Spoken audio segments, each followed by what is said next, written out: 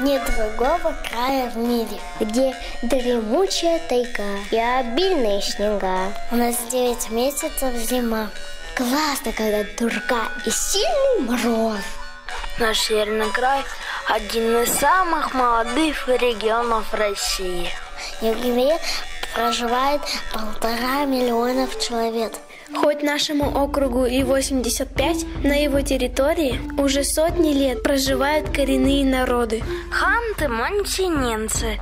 Они занимаются пушниной, рыболовством и оленеводством. В наших краях очень много рыбы. А мне очень нравятся домики хантов.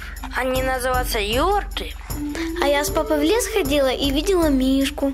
Страшно. Ой, медведи в нашей тайге полно, они здесь хозяева.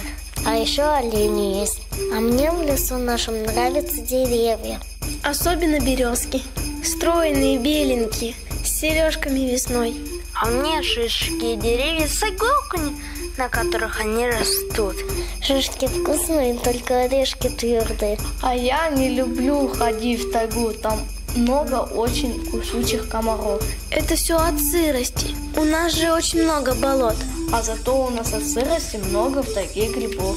А вот несъедобные грибы самые красивые. Ой, мы же забыли про самое главное рассказать. Про черное золото нашего края. Почему золото? Оно же черное. Потому что дорогое самое. Каждая капелька на вес золота. Поэтому наши люди богатые и счастливые, а край наш процветающий и успешный.